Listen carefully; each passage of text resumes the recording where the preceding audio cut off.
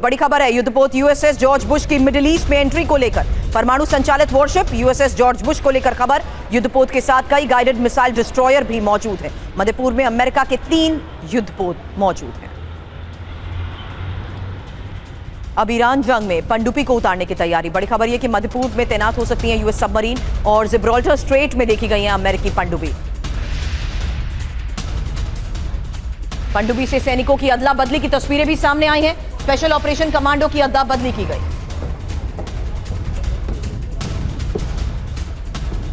तो ground operation का क्या फैसला लिया जाना बाकी है, क्योंकि अब जिस तरीके की तैयारी हुई है, जिस तरीके से पनडुब्बी और युद्धपोत की विमान वाहक पोत की तैनाती को लेकर खबरें आई हैं, फिलहाल एक और अमेरिकी बाहुबली की मध्यपूर्व में एंट्री ही खबर, जहां युद्धपोत यूएसएस बुश मध्यपूर्व पहुंचा है और ईरान युद्ध के बीच मध्यपूर्व में यह तैनाती बड़ा संकेत है। 3 खबरें एक साथ आपको दिखा रहे हैं, जहां युद्धपोत के साथ गाइडेड मिसाइल डिस्ट्रॉयर, मध्यपूर्व में यूएस के 3 युद्धपोत मौजूद है। पनडुब्बी से सैनिकों की अदला बदली को लेकर खबर।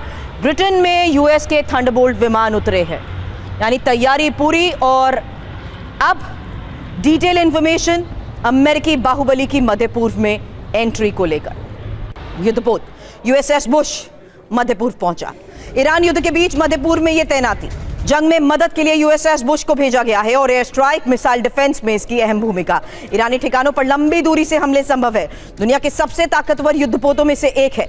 बड़े युद्ध में गेम चेंजर साबित हो सकता है। साथ ही मध्यपूर्व में पहले से जो तैनाती है उसकी इंफॉर्मेशन।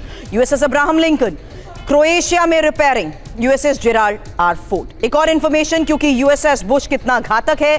युद्धपोत यूएसएस बुश जो निमित्ज क्लास का है और विमान वाहक पोत है, 2009 से कमीशन है। 2 न्यूक्लियर रिएक्टर हैं और 5500 क्रू मेंबर सवार हो सकते हैं। 60 से 70 विमान एयरक्राफ्ट की इसकी क्षमता है। जबकि कौन कौन से विमान तैनात है, जल्द उसकी एक information. FA-18 super hornet, EA-18G Growler, E-2D निगरानी विमान, साथ ही MH-60C हॉक हेलीकॉप्टर। खास बात यह है कि महीनों तक बिना ईंधन भरे ये ऑपरेशनल रह सकते हैं। लंबी दूरी के मिशन में भी कारगर हैं और रडार की पकड़ में भी नहीं आते हैं। एक दिन में दर्जनों एयर मिशन लॉन्च कर सकते हैं। चलता फिरता एयर बेस इन्हें कहा जाता है। अब डोनाल्ड ट्रंप ईरान के खिलाफ कल क्या बड़ा ऐलान कर सकते हैं, इसलिए मध्यपूर्व में अमेरिका के नए युद्धपोत पहुंचे। ईरान के और करीब पहुंचा यूएसएस त्रिपोली युद्धपोत और मिडिल ईस्ट में सेंटकॉम क्षेत्र में यूएसएस त्रिपोली की एंट्री को लेकर यह खबर है। यूएसएस त्रिपोली पर 3500 से ज्यादा मरीन कमांडो सवार है। यूएसएस त्रिपोली के ईरान के करीब आने से ही ग्राउंड ऑपरेशन की आशंका और ज्यादा बढ़ गई है।